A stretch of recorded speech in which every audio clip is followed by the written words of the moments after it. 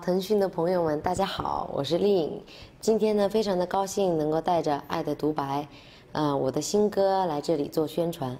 哎，你时隔这么久，然后重回乐坛的话，你现在心情怎么样？从晴天雨天到现在已经有这个5年的时间了。那今天能够带着新歌给大家见面，我真的觉得非常的开心，也觉得等了这么久，这个机会是很来之不易的。首先呢，我觉得我要感谢就是我们公司，我觉得如果没有我们公司的努力，可能我这支歌也出不来。对，然后也要感谢这么多年一直就是支持我的这个歌迷朋友们。虽然我没有出歌，但是我觉得，他们一直坚持不懈的守护着我。我觉得《爱的独白》这首歌是给他们一个最好的礼物。那你这几年都在做什么呢？这几年呢，我也没有闲着自己，就是一直在追求更好的音乐嘛，所以一直在录音。到现在差不多录了有15首歌左右。那这些歌呢，都可能会陆陆续续的发出来给大家听。那你的新专辑叫《爱的独白》吗？然后听说是以那个四川地震为题材的，那这个歌它本身有什么故事呢？那我先介绍一下《爱的独白》这首歌，它是改编于这个2008年汶川大地震当中有一个非常感人的故事。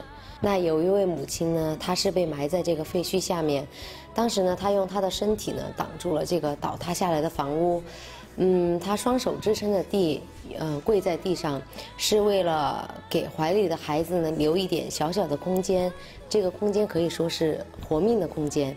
那等到这个救生队员来救他们的时候呢，发现这位母亲已经没有了呼吸，但是她还是保持着这个姿势。怀里的孩子呢，就是因为他这么伟大的爱而得救了。那整个故事呢，是根据这个题材来改编的。那你当时是听到这个故事之后就特别的感动？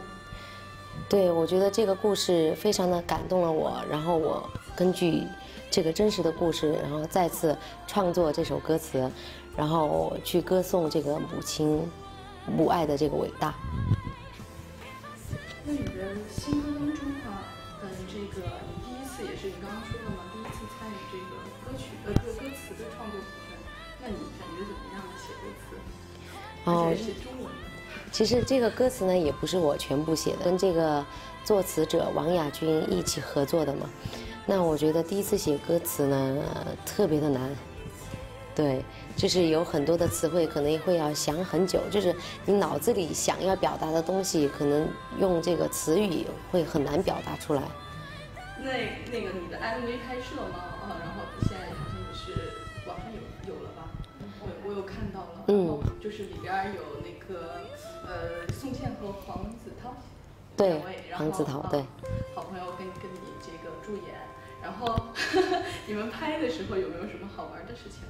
宋茜和宋在林呢是一对夫妻，他们有一个非常可爱的儿子，这个儿子就是由涛来主演的。他们的生活呢一直非常的美满幸福。那有一天呢，突然遇到了这个天灾人祸，父母在这个地震当中失去了生命，然后涛一个人孤独的，就是生活在世上。那后来等涛长大以后呢，他遇到了一位女孩。这位女孩她发现非常的像她的母亲，所以呢就令她更加的思念自己的母亲，也更加的爱这个女孩。那整个故事是这么一个情节。是你自己编的吗？这个不是我自己编的，是导演编的。所以呢，我去看他们拍戏的时候呢，是很辛苦的了。我听宋茜说，就是她在拍一场戏的时候非常的艰辛。这场戏呢，可以说是整个 MV 当中最重要的一个镜头，也是最经典的一个镜头。那这个镜头呢，就是他当时被埋在废墟下，然后怀里抱着孩子，脸上也涂抹了很多的这个黑的东西。当时呢拍摄非常的辛苦，差不多拍了1天1夜。为了拍出就是更好的这个感觉来。所以我在这里呢，特别的感谢他能够花这么多的心血来拍这个 MV。那我觉得宋茜呢是一个非常有实力和潜力的演员，她在这个 MV 里主演了2个角色，那一个是母亲，还有一个是涛非常深爱的这个女孩。一个演员能够演2个角色，是一个很有难度的跨越。所以呢，我觉得她非常的有潜力，非常期待她以后有更好的这个演艺作品。那你自己想要演戏吗？想过吗？我自己我怕我演出来会被别人笑，因为我从来没有学过就是演技方面的东西。但是呢，我觉得演戏肯定是很有趣了所以呢，如果以后有机会的话，我希望能够尝试一下演戏上的一些东西，也会为这个做好一些准备。那黄子韬呢？你和他熟吗？那我当时呢去看黄子韬拍戏的时候呢，是这样一部戏，他当时已经失去了自己的母亲，是非常的孤单。然后呢，他站在这个窗前，望着远方，好像自己的父母就浮现在了他的眼前嘛。这个时候呢，他就流下了特别思念的这个眼泪。这个时候呢，就感动了所有的人，都觉得他演得特别的棒，演出了这个儿子思念母亲的这个情怀来。那我觉得黄子韬呢是一个非常有潜力的演员。因为我觉得他的眼神吧，好像会说话一样，特别的有魅力，而且武功也特别的棒，所以我觉得他以后肯定会拍出更好的戏来。那你有和他合作过吗？之前没有跟他合作过，但是呢，我觉得他是一个非常就是勤奋的人，从这次拍 MV 我可以看出来，就是他为了这个 MV 真的是准备了很多的东西，那你们就是在拍 MV 的时候有没有交流？就是谈一谈说你希望 MV 里面怎么演？我有跟导演探讨这首歌应该怎么拍，因为这首歌呢是一首非常有意义的歌嘛，所以呢一定要拍出这个母亲，为了孩子，然后呢就是牺牲了很多的东西，这样。那个这次发片嘛，然后你选择在中国，然后上演回归秀，你准备的怎么样啊？这次呢也是准备了很多的东西了。之前我有参加过这个我为歌狂，然后我觉得从那个节目当中，我也吸取了很多的经验，所以呢这次再次回归舞台，也做了很多的准备。吸取什么经验？就是比如说在舞台上的台风啊。然后就是大陆的观众朋友喜欢什么样的曲风的歌，然后呢，我更适合唱什么样的歌曲，然后我都从那个我为歌狂这个舞台当中摸索出来了。对。你现在觉得你自己比较适合什么样的曲风？那我自己比较适合这种就是大气一点的歌曲。对。实力派的那种。对，实力派，然后比较大气一点的歌，像比如说那种非常抒情柔美的歌曲，好像不是唱得太好，对。那你这次回归这个舞台的造型啊，也是特别的漂亮。那你关于这个造型，你有没有自己的想法？就是这次的造型呢，我尽量的叫公司能不能把我拍得更唯美一点，像一个小姑娘的感觉。所以呢，这次公司有参与我的意见。那么这个拍摄的感觉呢，就是根据《爱的独白》所创意的，作为主题来创意。因为要拍出这个母亲在最危难的时候，还是保持着这种特别温柔啊、特别平静的心态，而且呢，和对她孩子的这个爱。那我自己是这么理解这位母亲的这个心理的，所以我在拍这个图的时候呢，会把自己想象成那位母亲。那你平时呢？你平时就是很会打扮吗？对自己的造型？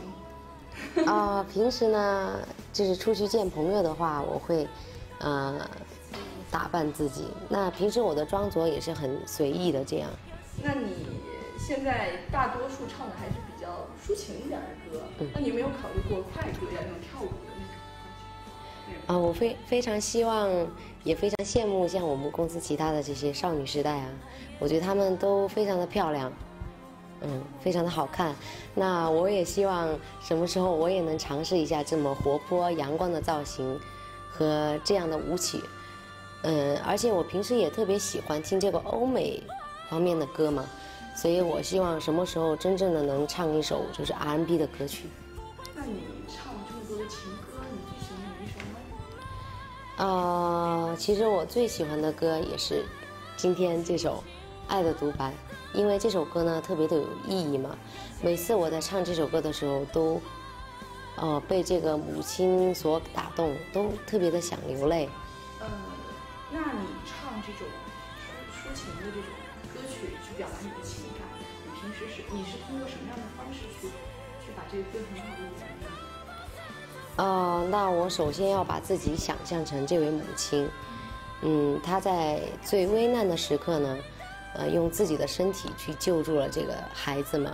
然后我相信这个天下的所有的母亲，可能在最危难的时刻都会这么做。所以我在唱歌的时候呢，就把自己想象，被埋在废墟下，然后抱着这个怀里的小宝宝，是用一种非常平静的心态去面对了这个死亡。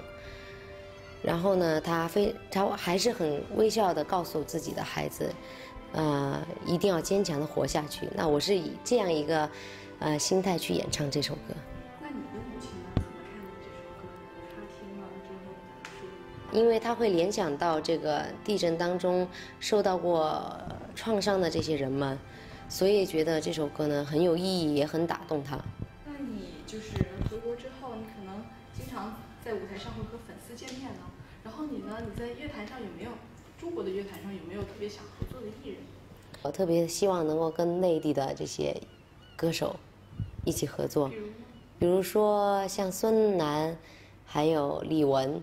我特别喜欢李玟，所以呢，小时候我记得我还参加过这个李玟的模仿秀，对，然后唱这个《想你的365天》，当时呢就特别盼望能够见到李玟老师一面，但是后来还是很遗憾没有见到他。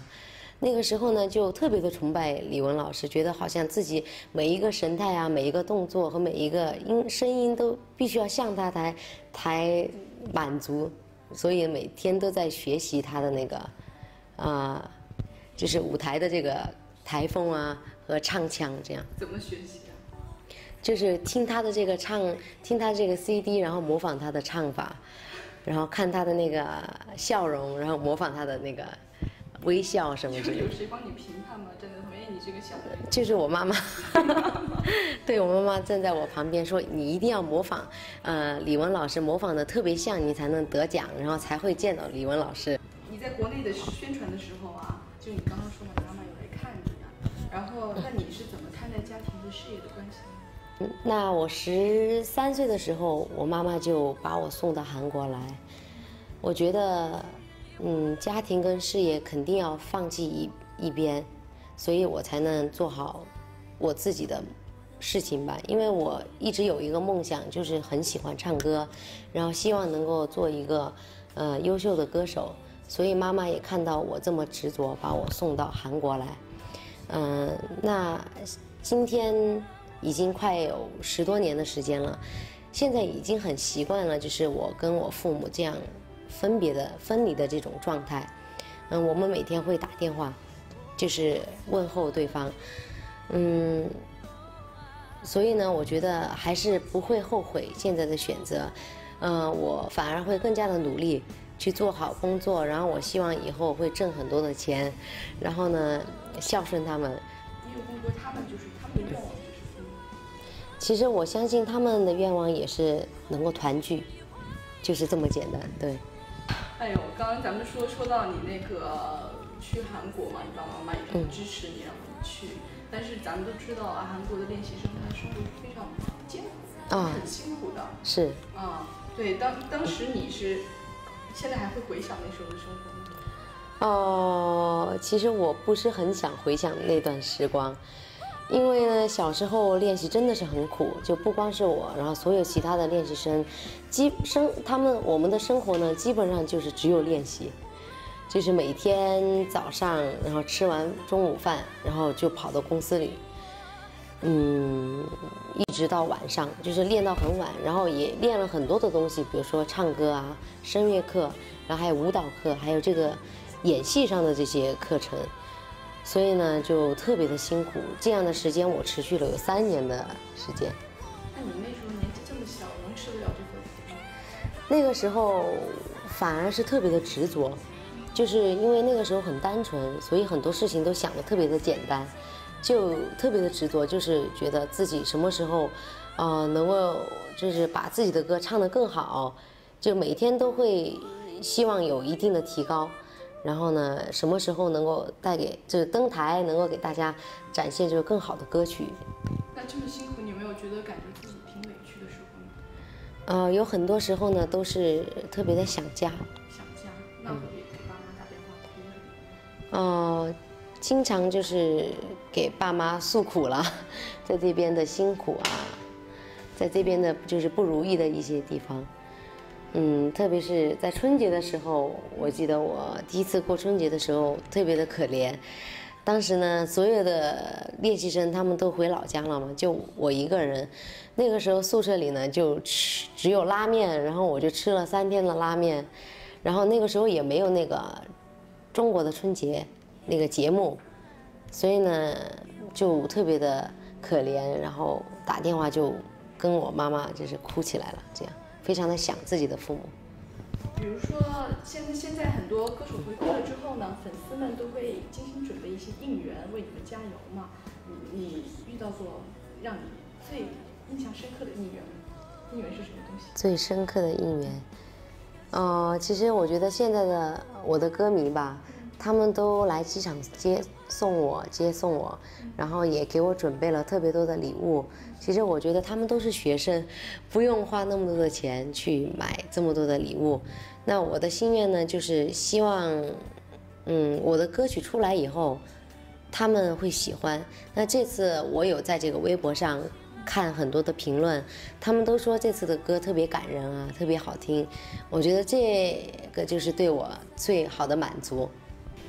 你有没有想过，如果之前的一切都没有发生，你不是一个歌手，你会是一个什么？那我是出生于这个音乐世家嘛，我从小妈妈就教我练小提琴，那后来考上了这个音乐学院，但是呢，我自己又特别喜欢唱歌，就来到了韩国。